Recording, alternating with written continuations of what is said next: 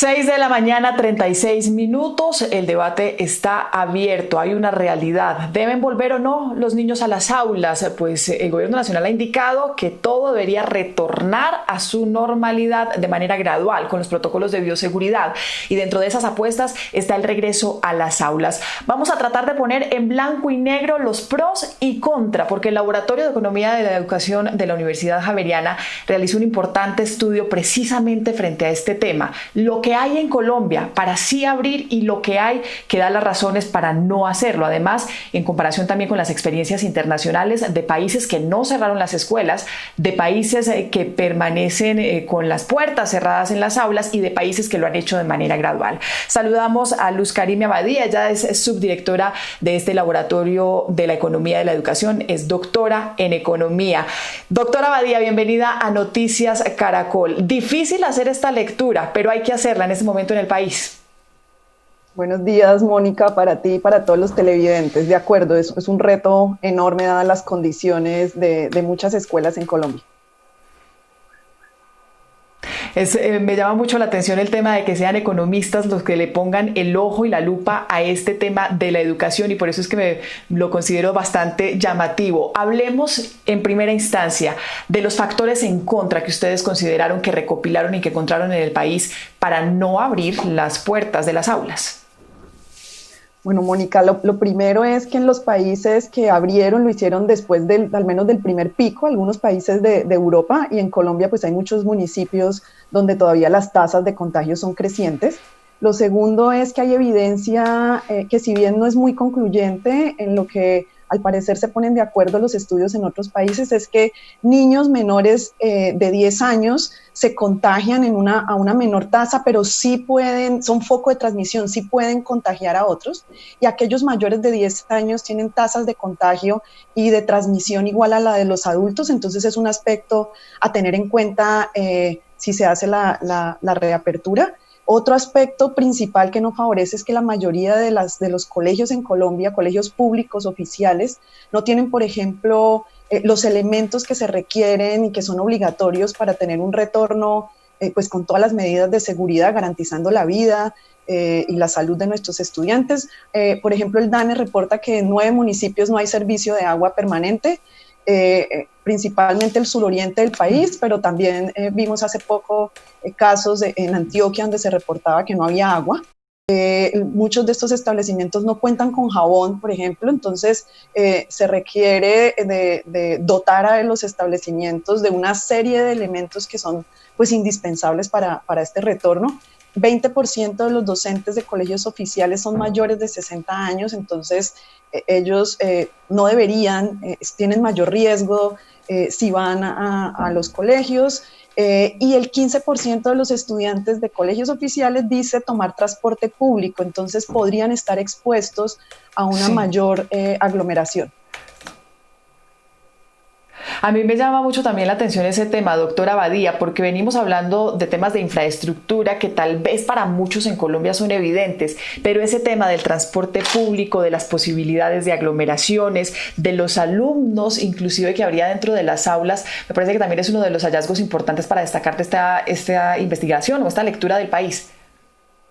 Sí, en los colegios oficiales en promedio hay 30%, 30 estudiantes por aula, 10 más que en los colegios privados, entonces un elemento clave es que si se retorna con alternancia, pues se debe garantizar que el grupo de estudiantes que comparte el aula no comparta con más estudiantes, tener un cerco lo más cerrado posible para evitar que ante un posible contagio pues se salga de las manos.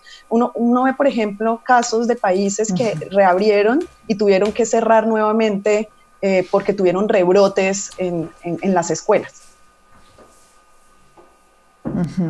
Ahorita entramos en detalle en lo que ha pasado en otras partes del mundo. Hablemos ahora de los puntos a favor para que los niños vuelvan a las aulas. ¿Qué se encontraron? Pues son innegables los beneficios de que se reabran los colegios, teniendo en cuenta que muchos estudiantes, 63% no tienen las herramientas tecnológicas, entonces prácticamente vieron interrumpidas sus actividades académicas. debido pues al cierre de las escuelas. Entonces, retomar las actividades académicas pues es favorable para el aprendizaje. Prácticamente ha sido un año para los estudiantes de colegios oficiales perdidos en términos académicos. Recuperarlo va a ser difícil. Por otra parte, puede tener beneficios importantes en términos de la salud mental. El confinamiento, el encierro y la situación que viven los hogares y los estudiantes en algunos hogares del país son complicadas y en muchos de estos casos los colegios son entornos más favorables que las viviendas. Y lo otro es que puede, en términos económicos, puede favorecer la reactivación, especialmente y favorece la posibilidad de las mujeres que por cultura son las cuidadoras. Luego, si ellas deben ir a trabajar en la reactivación, ya deben salir y los niños no, pues va a ser bien difícil poder coordinar la reapertura. Que es la otra realidad precisamente de lo que se enfrenta en la posibilidad de reabrir las sociedades. Pues precisamente frente a esa opinión de cómo reactivarnos y de lo que ha pasado con la reapertura precisamente y el regreso a las aulas de muchos estudiantes en Europa, en las últimas horas se pronunció el director de la Organización Mundial de la Salud para Europa frente a la experiencia, frente a lo que ha pasado allí con el retorno a las aulas. ¿Qué dijo el funcionario? Mónica Montealegre. Pues Mónica, el director de la OMS en Europa, Hans Kluge, advirtió que el continente se debe preparar para 3 fenómenos que se unirán en los próximos meses. Primero, la reapertura y el regreso de clases. Segundo, una temporada de gripa que es muy común en esta temporada del año. Y tercero, el aumento en la mortalidad de los ancianos durante el invierno. ¿Cómo piensan manejar la situación y qué papel jugarán las escuelas? Aquí les contamos. Aunque Europa no se encuentra en la misma situación del comienzo de la pandemia, según el director de la OMS para esa región, Hans Kluge, preocupa un posible aumento en los próximos meses de la incidencia del COVID-19, especialmente en la población más joven. Nuestro mensaje ha sido consistentemente que nadie es invencible. Puede ser que los más jóvenes no necesariamente vayan a morir por ello, pero es un tornado con una larga cola y es una enfermedad multiorgánica. Es una etapa en la que la gente más joven, particularmente con la llegada del invierno, estará en contacto más cercano con la población de edad avanzada. Sin embargo, señaló que el aprendizaje en el primer brote le ha enseñado al continente a manejar la transmisión del virus. Recalcó la importancia de tener un sistema educativo abierto. No podemos abrir sociedades sin abrir primero las escuelas. Este ha sido el mayor trastorno en la educación de la historia, con 1.600 millones de alumnos afectados en más de 190 países, por lo que la cuestión clave aquí es que depende mucho del nivel de transmisión en la comunidad. Por eso advirtió que con base en este nivel de transmisión se deben reforzar los mecanismos de protección. Hasta ahora sabemos que el entorno escolar no es un factor principal en la pandemia, pero cada vez hay más publicaciones que refuerzan la evidencia de que los niños sí juegan un papel en la transmisión, aunque más vinculado a reuniones sociales. Sobre este papel de las escuelas en pandemia consultamos a un epidemiólogo. ¿Cuáles son los niños? ¿Qué tipo de niños? ¿Qué tipo de profesor? ¿Y en qué momento de la epidemia estamos? Si no consideramos esos tres elementos de manera conjunta, es posible que nos equivoquemos y podremos llevar a que haya unos brotes o algunas muertes, sobre todo entre algunos profesores. La OMS también resaltó que los centros escolares deben aplicar las mismas medidas de higiene y distancia social generales, pero se deberán aplicar medidas adicionales dependiendo de la fase de la pandemia por la que atraviesen. Sobre el regreso de los colegios, el director de la OMS de Europa indicó que aún hay muchas incógnitas, pero que el tema debe ser una prioridad para los países, por lo que el 31 de agosto se celebrará una reunión virtual para que todos los integrantes de la organización en el continente aborden el tema. Mónica.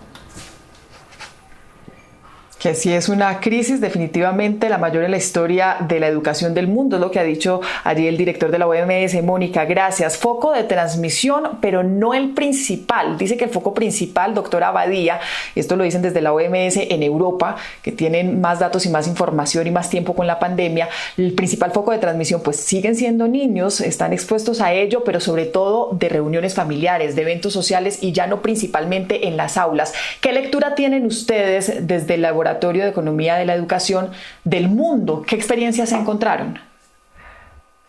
Pues Mónica, los estudios que se han hecho hasta ahora en algunos países, hay información, por ejemplo, para Corea del Sur, es uno de los estudios más grandes que se ha hecho con 59,000 contactos, evidencia lo que mencioné relacionado con que los niños menores tienen una menor tasa de contagio, pero que sí contagian. Hay casos como el que mencionaba de Israel, que cerraron las escuelas y hubo una ola de calor.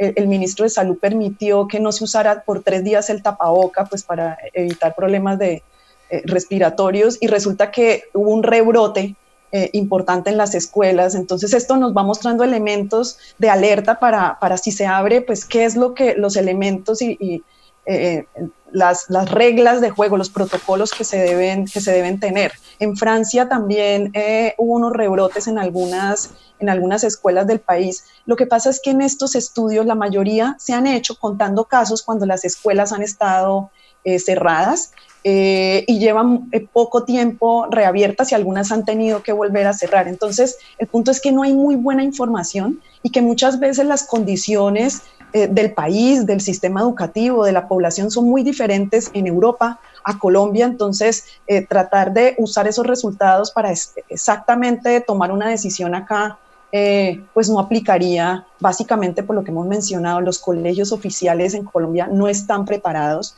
no tienen los elementos, no tienen los protocolos todavía, ni las garantías para poder hacerlo con todas las condiciones que garanticen la salud y la vida de los niños en Colombia. Doctora Badía, ustedes son economistas en el Laboratorio de Educación de la Universidad Javeriana y estudian esto en cifras y en números. Yo no sé si con esta pregunta la pongan aprietos, pero tratemos de resolverla.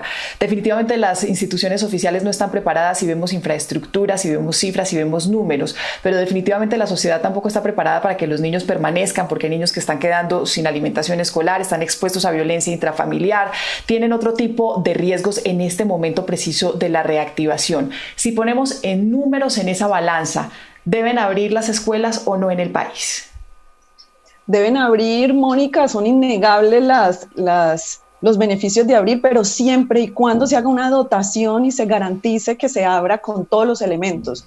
Yo no he visto, por ejemplo, hasta ahora que las regiones o las entidades territoriales tengan listos las jornadas de desinfección que deben hacerse, por ejemplo, todos los días. Incluso hay colegios, infraestructura, que en la mañana entra un grupo y en la tarde otro. No conozco hasta ahora un protocolo que diga cómo se debe actuar, qué deben hacer los maestros, los padres de familia cuando encuentren algún caso alerta en la institución, y cómo deben manejar exactamente la alternancia. Tampoco veo que ya hayan dotado a los establecimientos de agua, no solamente el servicio de agua, sino de los geles antibacteriales, los tapabocas. Algunas familias no pueden costearlo, pero además son niños, entonces el tapabocas se puede caer, se lo pueden quitar, se puede perder, y entonces toca tener cómo proveerles estos elementos para mantener protección durante todo el tiempo. Hay que garantizar la toma de temperatura al inicio, evitar que haya aglomeraciones, actividades,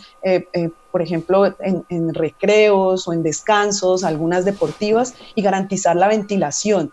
Entonces, hay mucho trabajo, son retos muy grandes, y si se van a abrir las escuelas, se debe garantizar que se tengan ya todas estas medidas para hacerlo de una manera responsable.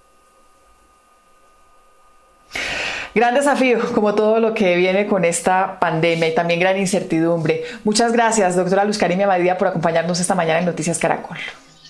A ustedes, feliz día.